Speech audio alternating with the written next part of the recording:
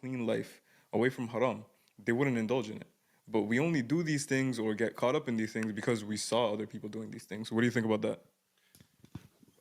Yeah, I mean, when you look at society and if you look at development of society, and even if you look at your own youth, at a certain age, all people want to do is fit in, right? And then because all people want to do is fit in, you have these traps waiting for you all over the place. I mean, just looking at addiction, for example, every addict has a same entryway into addiction, and that's just trying a drug. So when I give addiction counseling to people, I say, look, your environment matters, and how your personality also matters. So kids with depression and they don't have any friends, when they make friends who offer them drugs, they will take those drugs because they want to have friends.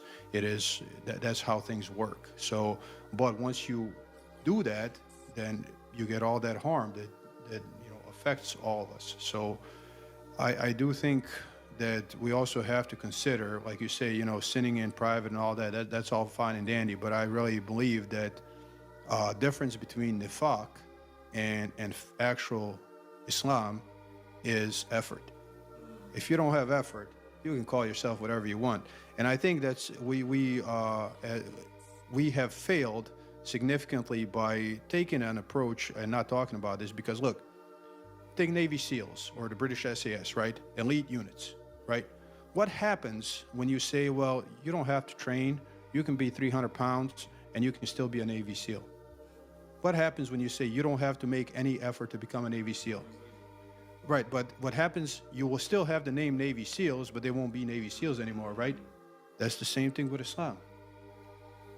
If you don't try, you can call yourself a Muslim, but we are supposed to be the elite, right? A people who act like Allah wants them to act. So if we just say you can do whatever you want and still be this, that's all we have left is the name. Now, like you said, we're not perfect. I'm not perfect. You're not perfect. We all have our problems, but it's the effort. I really think it's the effort that really does the difference.